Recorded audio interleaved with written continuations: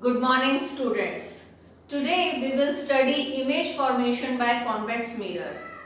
There are two cases of convex mirror in which we will keep object at different positions, and we will see where will be the images of that objects formed, what will be the size and nature of the images formed in that two cases.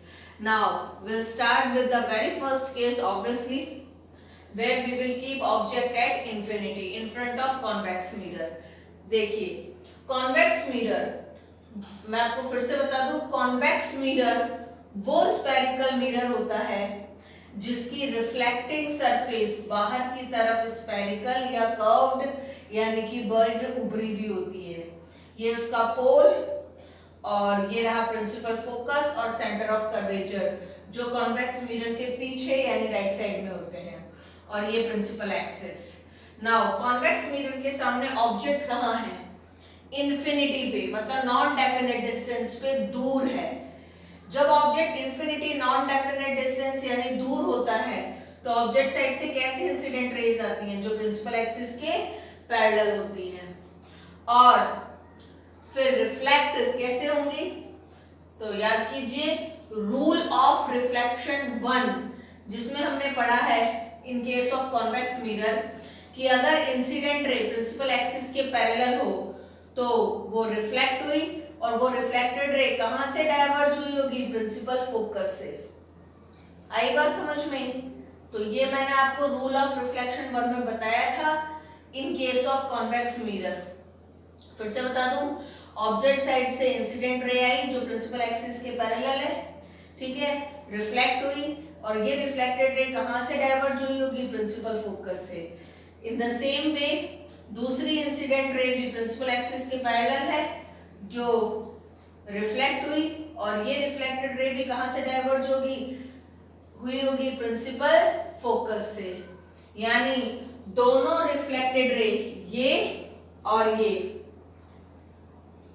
पीछे एक common point वो है principal focus, वहां से diverge हुई होंगी या diverge होती हुई नजर आती हैं।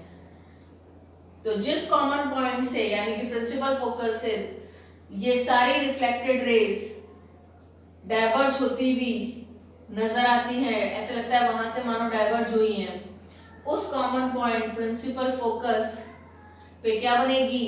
इमेज। तो ऑब्जेक्ट अगर इंफिनिटी पे हो तो उसकी इमेज बनेगी प्रिंसिपल फोकस पे, जो ऑब्जेक्ट के कंपैरिजन में बहुत छोटी, वेरी वेरी स्मॉल, या यूं कहूं पॉइंट साइज्ड या हाईली डिमिनिश्ड होगी। Nature virtual erect. क्यों? क्योंकि यहाँ पे रिफ्लेक्टेड रेज कहीं मीट, इंटरसेक्ट, कन्वर्ज नहीं हो रही, बल्कि पीछे किसी कॉमन पॉइंट से डाइवर्ज होती हुई नजर आ रही है। तो जिस पॉइंट से डाइवर्ज होती हुई नजर आती है वहां इमेज बनती है, और वो पॉइंट कहाँ है? वो प्रिंसिपल फोकस है, मिरर के पीछे है। तो डाइवर्जन से जो इमेज बनती है वो मिरर के पीछे बनती है, जिसे आप देख तो सकते हो लेकिन स्क्रीन पर ऑब्टेन नहीं कर सकते। That is virtual image. और वर्चुअल हमेशा क्या होती है? Erect, Sidhi. So here is the summary of very first case of convex mirror. फिर से बता रही हूँ आपको, ये आपका कॉन्वेक्स मिरर है जिसकी रिफ्लेक्टिंग सरफेस बाहर की तरफ स्फेरिकल कर्व्ड यानी कि बल्ज उभरी हुई है। ये पोल हो गया, और ये principal focus, centre of curvature जो कॉन्वेक्स मिरर के राइट साइड पीछे होते हैं, और ये प्रिंसिपल एक्सिस। कॉन्वेक्स मिरर के सामने ऑब्जेक्ट कहाँ है? इन्फिनिटी पे, मतलब नॉन डेफिनेट डिस्टेंस, बहुत दूर है। तो position of object at infinity. अब जब ऑब्जेक्ट इन्फिनिटी पे दूर होता है तो वहां से जो इंसिडेंट रेज आती है वो प्रिंसिपल एक्सिस की क्या होती है? पैरेलल, और कॉन्वेक्स मिरर उन्हें रिफ्लेक्ट करता है। और आपको रूल ऑफ रिफ्लेक्शन 1 में बताया था, अगर इंसिडेंट रे प्रिंसिपल एक्सिस के पैरेलल हो तो कॉन्वेक्स मिरर उन्हें ऐसे रिफ्लेक्ट करेगा मानो वो कहां से डाइवर्ज हुई है? प्रिंसिपल फोकस से। इसका मतलब दोनों इंसिडेंट रे जो कि प्रिंसिपल एक्सिस के पैरेलल है, कॉन्वेक्स मिरर इन्हें ऐसे रिफ्लेक्ट करेगा कि मानो कि ये प्रिंसिपल फोकस से डाइवर्ज हुई है। तो दोनों रिफ्लेक्टेड रेज पीछे एक कॉमन पॉइंट प्रिंसिपल फोकस से डाइवर्ज होती हुई नजर आती हैं। ऐसा लगता है कि वहां से डाइवर्ज हो रही है, और जहां से डाइवर्ज होती हुई नजर आती हैं उस पॉइंट पर क्या बनती है, इमेज। तो ऑब्जेक्ट अगर इंफिनिटी पे है, position of object at infinity, तो पोजीशन ऑफ इमेज क्या होगा, एट प्रिंसिपल फोकस। और साइज क्या होगी, ऑब्जेक्ट की कंपैरिजन में very very small, highly diminished, point sized. और नेचर, क्योंकि यहाँ पे रिफ्लेक्टेड रेज कहीं इंटरसेक्ट, मीट या कन्वर्ज नहीं कर रही, बल्कि एक कॉमन पॉइंट से डाइवर्ज होती हुई नजर आती है, और वो कॉमन पॉइंट है प्रिंसिपल फोकस जो मिरर के पीछे है। तो मिरर के पीछे कॉमन पॉइंट प्रिंसिपल फोकस से सारी रिफ्लेक्टेड रेज डाइवर्ज होती हुई नजर आती हैं। तो उस कॉमन पॉइंट प्रिंसिपल फोकस यानी मिरर के पीछे इमेज बनेगी जहां से रिफ्लेक्टेड रेज डाइवर्ज होती हुई नजर आती है। तो डाइवर्जन से इमेज बन रही है मिरर के पीछे, which can be seen but cannot be obtained on screen. So it is virtual, और जो virtual होती है वो erect है, तो nature of image virtual and erect. Now second case.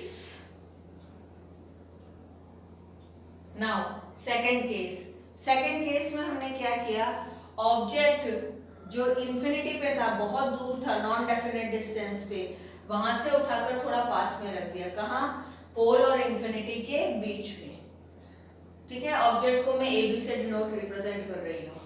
अब ऑब्जेक्ट साइड से एक इंसिडेंट रे आएगी जो प्रिंसिपल एक्सिस के पैरेलल होगी, रिफ्लेक्ट हुई, and that reflected ray appear to be diverge from principal focus. Rule of reflection 1 में जो आपने पढ़ा है कि अगर ऑब्जेक्ट साइड से ऐसी इंसिडेंट रे आई जो प्रिंसिपल एक्सिस के पैरेलल हो तो वो रिफ्लेक्ट होगी, और वो रिफ्लेक्टेड रे कहां से डाइवर्ज होती हुई नजर आएगी, प्रिंसिपल फोकस से।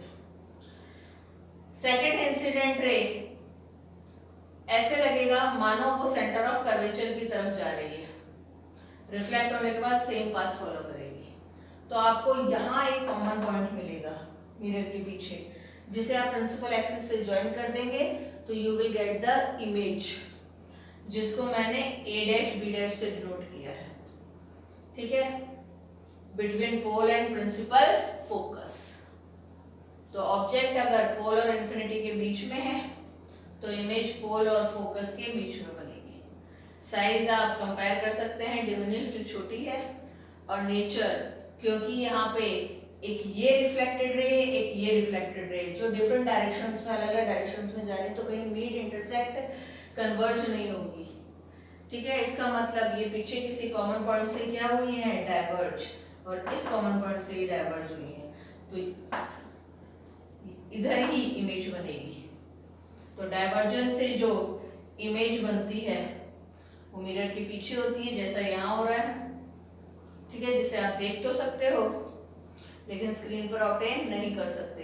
तो ये इमेज कैसी हुई, वर्चुअल, और जो वर्चुअल होती है वो इरेक्ट सीधी होती है, जो आपको दिख रहा है। ठीक है, तो this is the second case of convex mirror. फिर से इसकी समरी बता दूं। कॉन्वेक्स मिरर के सामने ऑब्जेक्ट कहाँ है, फर्स्ट केस में ऑब्जेक्ट इंफिनिटी पे था, बहुत दूर, नॉन डेफिनेट डिस्टेंस पे। फिर हमने वहां से उठाकर, यानी बहुत दूर, इंफिनिटी, नॉन डेफिनेट डिस्टेंस से उठाकर उसे थोड़ा पास में रख दिया। कहाँ, पोल और इंफिनिटी के बीच में। तो ऑब्जेक्ट साइड से एक इंसिडेंट रे आएगी जो प्रिंसिपल एक्सिस की क्या है, पैरेलल, रिफ्लेक्ट हुई, रिफ्लेक्टेड रे मानो लग रहा है कहां से डाइवर्ज हुई है, प्रिंसिपल फोकस से। ठीक है, rule of reflection 1। Second incident ray ऐसे लग रहा है मानो किस तरफ जा रही है, सेंटर ऑफ कर्वेचर की तरफ, तो रिफ्लेक्ट होने के बाद सेम पाथ फॉलो करेगी। इस तरह से आपको पीछे की तरफ ये कॉमन पॉइंट मिल जाएगा, जो ऊपर है जिसे आप नीचे प्रिंसिपल एक्सिस से ज्वाइन करोगे, you will get the image between pole and principal focus. तो इसका मतलब ऑब्जेक्ट जिसको मैंने नोट रिप्रेजेंट किया ए बी से, उसकी पोजीशन क्या है, बिटवीन पोल एंड इंफिनिटी। तो position of object is between pole and infinity, जो मैंने यहाँ मेंशन कर दिया। और इमेज जिसको मैंने a डैश b डैश से डिनोट किया है, उसकी पोजीशन क्या है? Between pole and principal focus. और साइज कंपेयर कर लो, स्मॉलर इन साइज, डिमिनिश्ड, और नेचर क्या होगा? Virtual and erect. ठीक है, so that is all about image formation by convex mirror, जिसमें हमने देखा कि कॉन्वेक्स मिरर के सामने पहले तो हमने ऑब्जेक्ट को रखा इन्फिनिटी नॉन डेफिनेट डिस्टेंस पे, तो इमेज बनी at principal focus, point size या हाईली डिमिनिश्ड, वर्चुअल इरेक्ट। फिर ऑब्जेक्ट को थोड़ा पास में पोल और इन्फिनिटी के बीच में रखा, तो इमेज बनी पोल और फोकस के बीच में, डिमिनिश्ड, वर्चुअल एंड इरेक्ट। ठीक है, इन दोनों केसेस में आपने क्या नोट किया, क्या ट्रेंड नोट किया?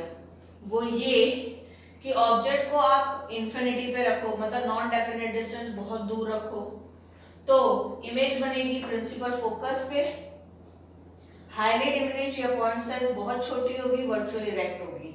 फिर थोड़ा पास में पोल और इन्फिनिटी के बीच में रखोगे तो इमेज बनेगी पोल और फोकस के बीच में, वो डिमिनिश्ड छोटी होगी, वर्चुअल इरेक्ट होगी। इसका मतलब ये है, चाहे ऑब्जेक्ट को आप इन्फिनिटी बहुत दूर नॉन डेफिनेट डिस्टेंस पे रखो, चाहे पोल और इन्फिनिटी के बीच में रखो पास में, ठीक है, तो चाहे दूर रखो चाहे पास में रखो, इमेज क्या बनेगी? इमेज ऑब्जेक्ट से छोटी होगी। बस फर्क इतना है कि अगर आप ऑब्जेक्ट को इन्फिनिटी पे रखते हो, बहुत दूर नॉन डेफिनेट डिस्टेंस पे, तो इमेज प्रिंसिपल फोकस पे बनेगी, बहुत छोटी होगी। और थोड़ा पास में ऑब्जेक्ट रखते हो पोल और इन्फिनिटी के बीच में, तो इमेज पोल और फोकस के बीच में बनेगी, वो भी छोटी होगी लेकिन कम छोटी होगी।